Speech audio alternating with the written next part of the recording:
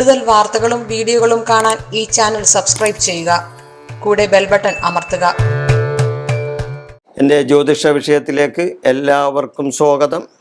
ഞാനിന്ന് പറയാൻ പോകുന്ന വിഷയം ഹിന്ദു ആചാരപ്രകാരമുള്ള ഒരു വിഷയമാണ്. നിലവിളക്കിൻ്റെ മഹാത്മ്യമാണ് പറയാൻ പോകുന്നത്. നിലവിളക്കിൻ്റെ മഹാത്മ്യം എന്താണ്? നിലവിളക്കിന് മഹാത്മ്യമുള്ളത്. നിലവിളക്കിന് ഒരുപാട് മഹാത്മ്യമുണ്ട്. അപ്പോൾ പലർക്കും അത് അറിയില്ല, എന്നാൽ ചിലവർക്കറിയാം. ഇപ്പോൾ ഒരുവൻ്റെ വീട്ടിൽ ഒരു നിലവിളക്ക് ഉണ്ടാവും, ഇല്ലേ? ഒരു കുടുംബത്തിലൊരു നിലവിളക്ക് ഉണ്ടായെന്ന് വരും. എന്നാൽ ആ നിലവിളക്കിന് ചില പ്രത്യേകതകളുണ്ട്. നമ്മളത് കൈകാര്യം ചെയ്യുന്നവർ അത് ശ്രദ്ധിക്കുന്നില്ല എന്നതാണ് സത്യം. നിലവിളക്കിന് ഹിന്ദു ആചാരപ്രകാരം നമ്മൾ ചില മഹത്വം കൽപ്പിച്ചിട്ടുണ്ട്.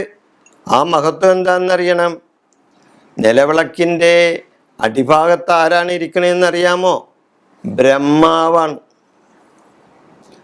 നിലവിളക്കിൻ്റെ അടിഭാഗത്ത് ബ്രഹ്മാവും, തണ്ടിൽ മഹാവിഷ്ണുവും, മുകൾ ഭാഗത്ത് ശിവനും, അതായത് ആ മുകൾ ഭാഗം ഉണ്ടല്ല, ആ കൂമ്പി നിൽക്കുന്ന കുടപ്പൻ പോലെ നിൽക്കുന്ന ഭാഗം, അവിടെ ശിവനും തിരുനാളം ലക്ഷ്മിയുമാണ്.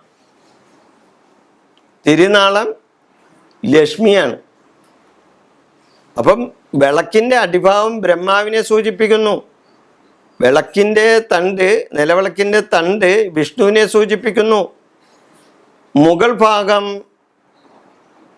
ശിവനെ, പരമശിവനെ സൂചിപ്പിക്കുന്നു.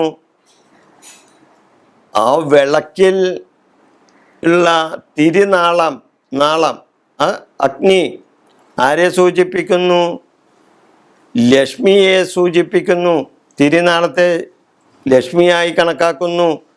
പ്രകാശത്തെ, ആ തിരുനാളത്തിൽ നിന്ന് വരുന്ന പ്രകാശത്തെ സരസ്വതിയായിട്ടാണ് കാണുന്നത്.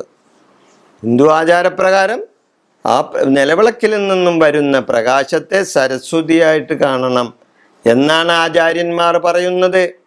തിരിയുടെ ചൂട്, ആ തിരി കത്തുമ്പോഴുള്ള ചൂടില്ലേ, അത് പാർവതിയാണ്. തിരിയിൽ നിന്നുണ്ടാവുന്ന ആ ചൂട് പാർവതിയാണ്. ഇന്ധനം, അതിലൊഴിക്കുന്ന ഇന്ധനം എന്താണെങ്കിലും ആയിക്കോട്ടെ, നെയ്യോ എള്ളെണ്ണയോ, ഇതൊക്കെയാണല്ലോ നമ്മൾ മുഖ്യമായിട്ട് ഉപയോഗിക്കുന്നത്, എള്ളെണ്ണയും നെയ്യും. അപ്പോൾ അത് ആരാണ്? വിഷ്ണു ഭഗവാനാണ്, വിഷ്ണുവാണ്. തിരി ആരാണ്? അപ്പം ശിവനാണ്. അപ്പം ശിവൻ അഗ്രഹത്തിലിരിപ്പുണ്ട്. എന്നിരുന്നാലും തിരിയെ ശിവനായിട്ട് സങ്കല്പിക്കുന്നുണ്ട് ഹിന്ദു ആചാരപ്രകാരം. അതേപോലെ തന്നെ നിലവിളക്ക് കത്തിക്കുമ്പോൾ നമ്മൾ ചില കാര്യങ്ങൾ ശ്രദ്ധിക്കേണ്ടത് അത്യാവശ്യമാണ്. നിലവിളക്ക് കത്തിക്കുമ്പോൾ പലരും അത് അറിയില്ല, പലർക്കും എന്നുള്ളതാണ് സത്യം. കിഴക്ക് നോക്കി തിരി കത്തിച്ചാൽ ദുഃഖങ്ങൾ മാറിക്കിട്ടും. നിലവിളക്ക് കത്തിക്കുമ്പോൾ കിഴക്ക് നോക്കി നിലവിളക്കിലെ തിരി കത്തിച്ചാൽ ദുഃഖങ്ങൾ മാറിക്കിട്ടും. പടിഞ്ഞാറ് നോക്കിയാൽ കടബാധ്യത തീരും. നിലവിളക്ക് കത്തിക്കുമ്പോൾ പടിഞ്ഞാട്ട് തിരിഞ്ഞ് നിന്ന് കത്തിച്ചാൽ കടബാധ്യത തീരും. വടക്കോട്ട് നോക്കിയാൽ നിന്ന് കത്തിക്കുകയാണെങ്കിൽ സമ്പത്ത് വർദ്ധിക്കും. വടക്കോട്ട് നോക്കി നിലവിളക്ക് കത്തിച്ചാൽ സമ്പത്ത് വർദ്ധിക്കും. തെക്കോട്ട് നോക്കി തിരി കത്തിക്കരുത്. തെക്ക് ആരാണ്? യമൻ്റെ ദിക്കല്ലേ, യമനല്ലേ തെക്ക്, ഇല്ലേ? അപ്പം തെക്കോട്ട് തിരിഞ്ഞ് തിരി കത്തിക്കരുത്. തിരി ഏറ്റവും ശ്രേഷ്ഠമായ തിരി എന്താണ്? ഏറ്റവും ശ്രേഷ്ഠമായ തിരി പഞ്ഞിത്തിരിയാണ്.